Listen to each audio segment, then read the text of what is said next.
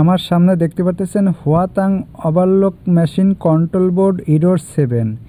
Error 7 আসলে কিভাবে remove করবেন এই ভিডিওতে দেখিয়ে দেব। ভিডিও না টেনে সম্পূর্ণ দেখবেন, ঠিক আছে। দেখতে পাচ্ছেন হুয়াতাং কন্ট্রোল বোর্ড ইরোর 7 আসতেছে।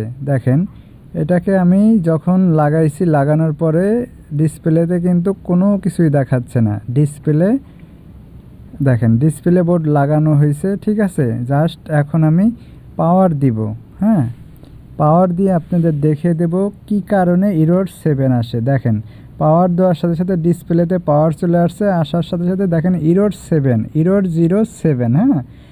7 আসলে কিভাবে সমাধান করবেন, এই তো। তাই ইরোর 7 আসার কারণটা কি, কি কারণে ইরোর 7 আসে?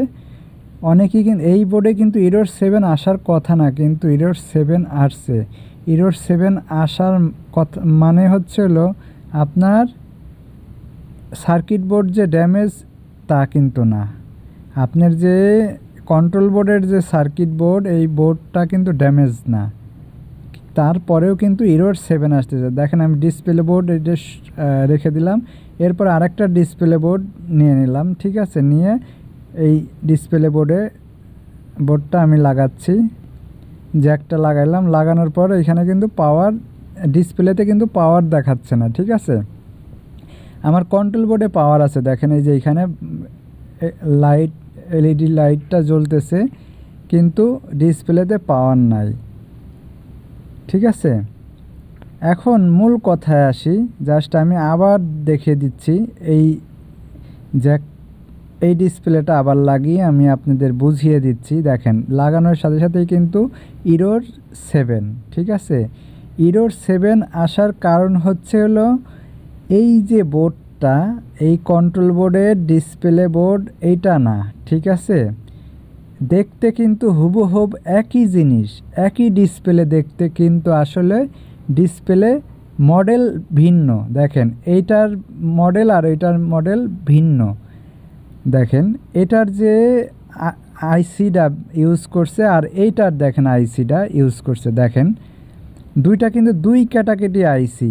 আপনারা লক্ষ্য করে দেখেন যে এই আইসি আর এই আইসির তফাৎটা কি। এটা লম্বা আইসি আর এটা হলো 4 কোণ আইসি, ঠিক আছে। দুইটার প্রোগ্রাম দুই রকম। এই প্রোগ্রাম না সেট হওয়ার কারণে কিন্তু ইরোর 7 আসতেছে, ঠিক আছে। আমার যে ডিসপ্লে বোর্ড যেটা আমি লাগাইলাম, সেটা কিন্তু ডিসপ্লে লাইট আসতেছে না, তার মানে সেই ডিসপ্লে বোর্ডটাই হচ্ছিল এই কন্ট্রোল বোর্ডের। এর জন্য আমি অন্যটা লাগাইলে যে ইরোর 7 আসতেছে। বিষয়টা বুঝতে পারছেন যে ইরোর 7 আসার কারণ হচ্ছিল আপনার যখনই ডিসপ্লে বোর্ড ম্যাচিং না হবে তখনই ইরোর 7 আসবে। আশা করি আপনারা বুঝতে পারছেন। এরপরে যদি বোঝার কোনো ভুল থাকে তাহলে আমার কমেন্ট বক্সে জানিয়ে দিবেন, আমি চেষ্টা করব আরও ভালোভাবে বুঝিয়ে দেওয়ার জন্য। তা আজকের মতো এইখানেই বিদায় নেব। পরবর্তী ভিডিও দেখার জন্য আমন্ত্রণ রইল, ঠিক আছে। তা ভালো থাকবেন সবাই, সুস্থ থাকবেন। আল্লাহ হাফেজ।